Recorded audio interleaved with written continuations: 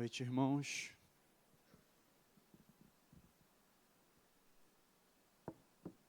Nós vamos ler um texto, na verdade, um único verso, do livro de Gênesis, capítulo de número 25. Estaremos lendo o verso 28. Vamos ler a uma só voz? Gênesis, capítulo 25, apenas o verso de número 28. Vamos ler juntos? Isaque amava Esaú, porque se saboreava da sua caça. Rebeca, porém, amava Jacó. Meus amados irmãos, quando nós olhamos para uma realidade de casal, a primeira não é via de regra, né, mas a motivação normal de um casal é que eles possam ter filhos. Naturalmente, claro que isso não é uma regra estabelecida, mas naturalmente é comum que um casal que se forma, uma família que se estabelece, se pense em ter filhos, né? E aí, é importante nós olharmos à luz do tema que tem sido proposto para esse mês, que os filhos não são nossos. O tema diz, herança do Senhor. Se eles são herança do Senhor, eles pertencem ao Senhor. Os filhos não nos pertencem. Nós temos a mordomia, ou seja, o privilégio de criarmos os nossos filhos no caminho do Senhor. É o privilégio nosso, a qual foi delegado a nós. Vamos, amados irmãos, dar uma olhada sobre essa história de uma família, Isaque e Rebeca, Jacó e Esaú. Olhar para Isaque é entendermos que ele era o herdeiro. Isaque, ele era o único herdeiro de uma grande fortuna que foi dada pelo seu pai, Abraão, e também que se tornou um homem financeiramente rico e estável, mas não apenas no aspecto financeiro, mas é a partir de Isaque que se daria continuidade à descendência espiritual de Abraão. É em Isaque que vai se perpetuar, ou que se vai dar continuidade àquilo que Deus promete a Abraão. Deus promete a Abraão dizendo o seguinte, olha, sai da tua terra e da tua parentela, que de ti farei uma grande nação. E aí a gente lembra que Sara era estéril, e Deus abre a madre de Sara, e ela vai ter o filho da promessa, que não é Ismael, mas sim Isaque. E aí a gente olha então para este homem chamado Isaque, com algumas características, com alguns adjetivos e com alguns aspectos que faziam dele um servo do Senhor, um homem espiritual. Isaque, ele era um homem de oração. Você vai ver no capítulo 24, no verso 63, que vai dizer que Isaque, ele era um homem que orava, ele era um homem de oração. Isaque é um homem que temia a Deus. Certamente ele aprendeu aos pés do seu pai, Abraão. Isaque tinha para ele preparado uma esposa, uma mulher que foi escolhida por Deus para ser a sua esposa. Abraão, o seu pai, entendendo e cuidadoso, vai preparar para que ela seja uma mulher, uma jovem fiel. Isaque não poderia casar-se com uma cananita. Era importante porque os cananeus adoravam a outros deuses. Então ele vai escolher uma mulher que adorava ao Deus de Israel, ao Deus Todo-Poderoso. E então ele tem o cuidado de que seja escolhida uma mulher que possua os dotes desejados para ser esposa de seu filho. O capítulo 24, verso 16, vai dizer que ela era bonita, o verso 15 vai dizer que ela era trabalhadora, do capítulo 24. O verso 20 vai dizer que ela era prestativa, o verso 55 vai dizer que ela era amada e que ela era uma mulher decidida, e no verso 65, uma mulher recatada. Mas isso não basta, era importante que Isaque a amasse. E o verso 67 vai dizer que ele teve amor à primeira vista. Isaque amava a Rebeca. Só que isso é importante, irmãos, porque nós olhamos para as histórias das Escrituras Sagradas e nós vamos perceber alguns erros. Olhar para os erros é entendermos que nós estamos lidando com humanos. Nós somos seres humanos. E Isaque era temente a Deus, Rebeca temente a Deus, mas suscetíveis a erros. Isaque comete os mesmos erros do patriarca, do seu pai, Abraão. Lembrem-se que tal como Abraão, lembra do texto de Abraão, quando está diante de um perigo e de uma ameaça, lá ele vai apresentar a Sara como sua irmã, para que ele se protegesse dos perigos. E as ações de Isaque não são diferentes de seu pai Abraão. Ele comete o mesmo erro, ele apresenta a sua esposa como uma parente sua e não como a sua esposa. Ele foi um homem bem-sucedido em muitas coisas, mas ele passou pela crise no seu casamento. Teve vitórias, mas teve fracasso aqui na área moral. Vencer a provas maiores, mas cai em uma prova menor. Isso é comum da história do povo de Deus. E é importante entendermos que em momento algum a gente está fazendo apologia aos erros. Nós estamos olhando e entendendo que estamos lidando com seres humanos que falham. Israel, por exemplo, a nação, ela venceu uma grande batalha contra Jericó, mas perdeu com uma pequena cidade chamada Ai. Davi, ele venceu um leão e cai na teia da impureza. Sansão matou 1000 filisteus com uma queixada de jumento, mas cai derrotado no colo de uma filisteia. Isaque aqui comete esse erro, tal como o seu pai, Abraão, apresentando a sua esposa como sua irmã. Ao invés de amá-la e protegê-la, Isaque a expõe. Isaque, ele tem a sua mulher como mulher dentro do seu quarto, mas como a sua irmã na rua.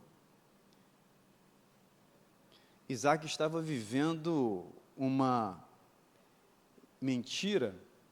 Ele acaricia sua mulher no recesso do quarto, mas a nega o seu casamento em público. Ele foi um homem riquíssimo, mas fracassou no seu casamento. Isaque, ele aprende com a mentira do seu pai. Rebeca aprendeu com a mentira do seu marido. Jacó aprendeu com a mentira da sua mãe.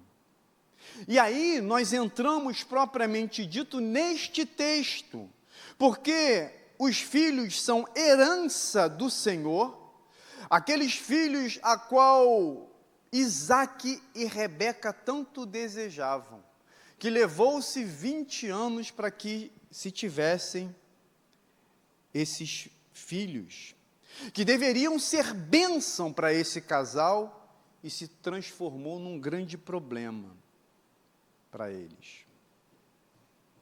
Os filhos, ao invés de unirem a Isaac e a Rebeca, eles separaram. Nós temos um problema aqui, irmãos. Temos um problema de parcialidade. Temos um problema de preferência. Isaac preferia a Esaú e Rebeca a Jacó. Temos então aqui preferência. E o fato deles serem parciais, deles terem sentimentos distintos um do outro, ou uma preferência de um pelo outro, eles estabelecem então um problema. E isso vai trazer prejuízos para esses irmãos.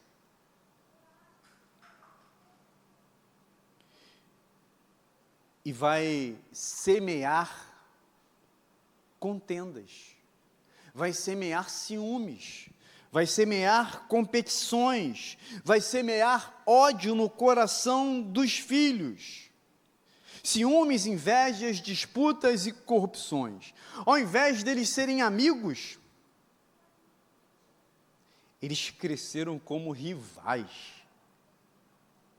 Rebeca ensina a Jacó a mentir.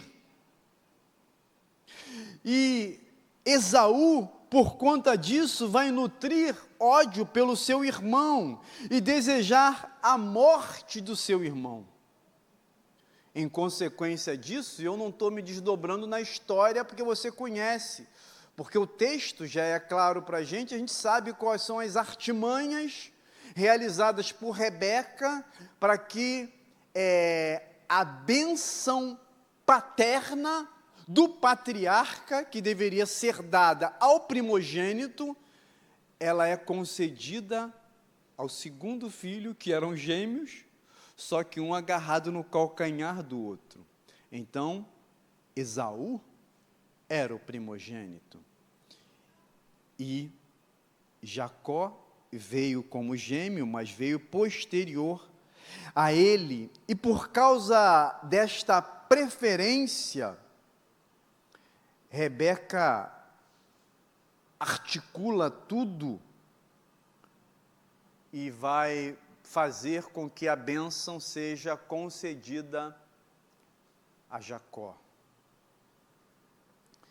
E aí, queridos irmãos, todas essas ações, todas as artimanhas que acontecem dentro da casa de Isaac, Rebeca, Jacó, faz com que Esaú, ele fuja. Ele deixa de temer a Deus e vai casar com mulheres filisteias, tomada pela amargura, pela a disfuncionalidade desta família. E aí, isso tudo causa um grande transtorno. Rebeca, ela decide enganar o seu marido e trair o seu filho Esaú, e instigar Jacó à mentira, a enganar, a trapacear. Meus amados irmãos, nós precisamos olhar para esse texto e perceber que temos uma família com problemas. O fracasso pode acontecer. Só que o fracasso não pode ser uma cova. O fracasso, ele precisa ser um pedagogo. Ele precisa ser um ensinamento para nós. Por causa dessas ações, há uma família aqui em caos. Sabe, Isaac, cujo nome significa riso, nunca mais encontrou motivo para rir. Esaú perdeu o respeito pela sua mãe. Jacó precisou fugir de casa. Rebeca, tentando dar solução para isso, vai propor a Jacó para que se abrigue lá na casa do seu irmão. Retire-se para a casa de Labão, e lá ele fica por um tempo, na verdade ele fica 20 anos. Foi enganado pelo seu próprio tio, lembra dessa história? Rebeca nunca mais viu seu filho, porque ela morre sem ver o cumprimento da promessa.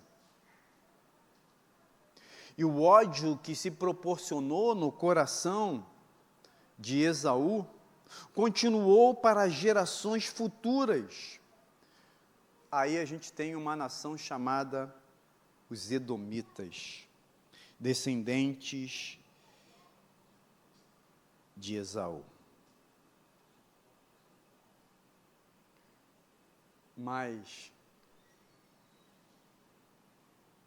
os planos de Deus nunca podem ser frustrados.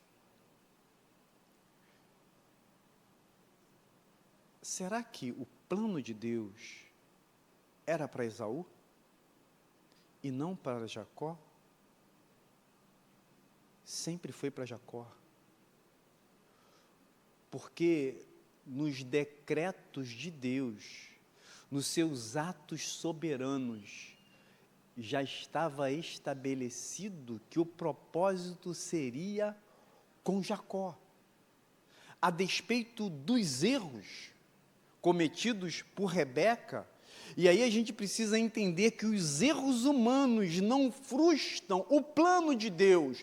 Nós não podemos prejudicar as ações e as soberanias e os controles de Deus, achando que os nossos erros, que as nossas falhas, que as maldades dos homens, elas têm poder para mudar o plano de Deus. E aí a gente vai lá para o Éden, porque a queda de Adão e Eva, e a partir da queda de Adão e Eva, o pacto da obra, falado pelo pastor Guilherme, e eu ia te perguntar quinta-feira, que depois da queda começa imediatamente o pacto da graça.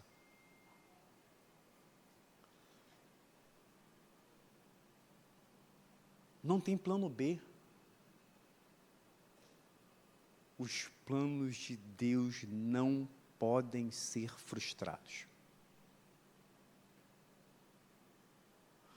O que eu não estou dizendo e nem fazendo apologia a uma família que não deva ter responsabilidade com seus filhos. Eu não estou fazendo apologia a isso. É preciso que esteja bem claro que nós precisamos ter responsabilidades e em criá-los nos caminhos do Senhor.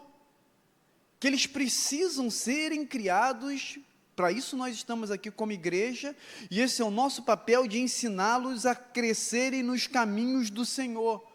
Mas que, mesmo que aconteça erros e equívocos e problemas, os planos de Deus não podem ser frustrados. Deus continua no trono, Deus continua sendo Deus, Deus continua governando, Ele governa a sua casa, Ele governa a sua família. Temos responsabilidade. E se nas nossas falhas de responsabilidade acontecerem, Ele vai cuidar. Ele cuida de todas as coisas. Agora, há consequências. O plano de Deus não é frustrado, mas os atos pecaminosos são penalizados. Isaac perdeu o sorriso. um grande homem, um homem rico, se tornou um homem infeliz. Rebeca perdeu por anos o seu filho predileto e nunca mais viu o seu filho. Jacó perdeu a casa, perdeu a mãe protetora, perdeu o amor do seu irmão, a consciência tranquila. Esaú puniu-se a si mesmo, foi morar em outros lugares, desejou severamente a morte do seu irmão, de vingar-se de todas as maneiras. Meus irmãos, os nossos filhos são herança do Senhor. Eles são do Senhor. E nós temos responsabilidade. Mas eu quero dizer para você, para que você não se culpe, se você falhar, e em algum momento você vai falhar, porque é importante a gente olhar para homens de Deus. Abraão foi o pai da fé, é a partir dele que se forma uma grande geração, e ele errou, porque senão a gente vai olhar para a nossa realidade humana e vai achar que não pode sair nada de nós, se constituir nada de nós, olhar para os nossos erros, por nossos pecados, por nossos percalços da vida, e nos culparmos achando que tudo foi culpa por uma negligência nossa. Apesar das suas falhas, Deus vai cuidar. Ele é Deus soberano. E o que acontece é que, depois de muitos anos, há um encontro de Esaú e Jacó. E Deus restaurou a relação daqueles dois irmãos. Muitos anos se passaram e Deus restaurou. Porque o nosso Deus, Ele é um Deus de restauração. Ele restaura. Eu queria que a gente olhasse para esse texto, e normalmente se separaria um texto e se falaria de uma família perfeita, ou com uma ideia de apenas pontuarmos aspectos positivos de uma família. Nós estamos falando de uma família que errou.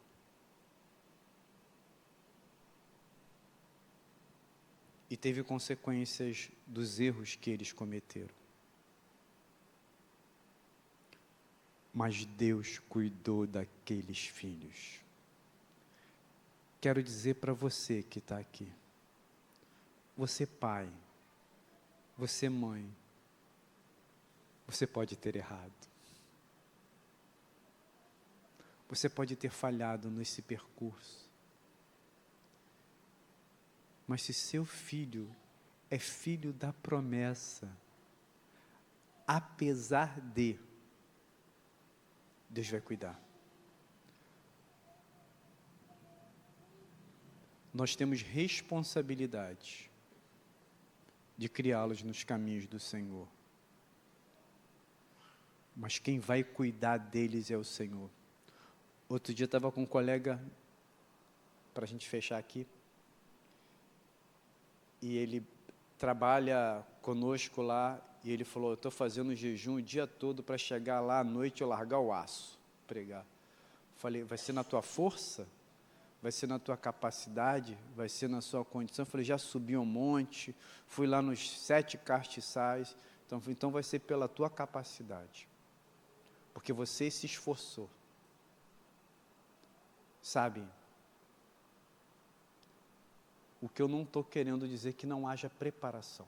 Ninguém está falando isso. Até porque o Senhor quer que a gente tenha responsabilidade. Então entenda aqui, irmãos, encerrando a minha fala, você tem compromisso e responsabilidade para criar daquilo que não é teu, daquilo que é do Senhor, que são os teus filhos. Então estou falando de responsabilidade. Mas estou falando também de uma coisa que você precisa ter em paz. Porque eu estou falando de responsabilidade de humano que vai falhar. Se você falhar,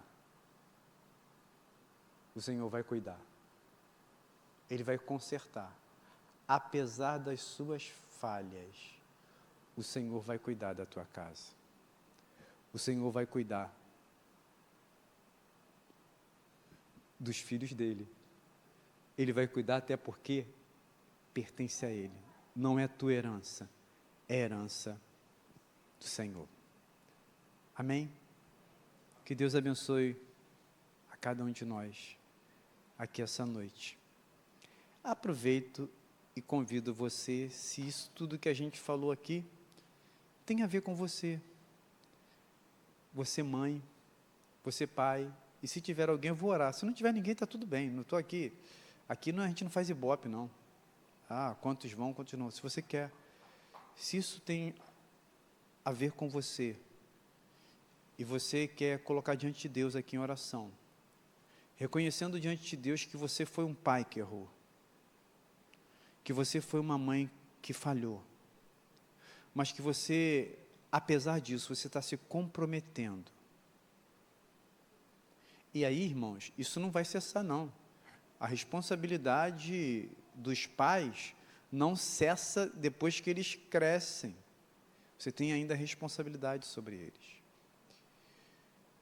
Alguma coisa que diz respeito a você, você quer que a gente ore por você, no sentido de que você está buscando, eu quero que Deus me ajude, para que eu possa ser bênção nos filhos que Ele me deu para eu criar, mas que pertencem a Ele.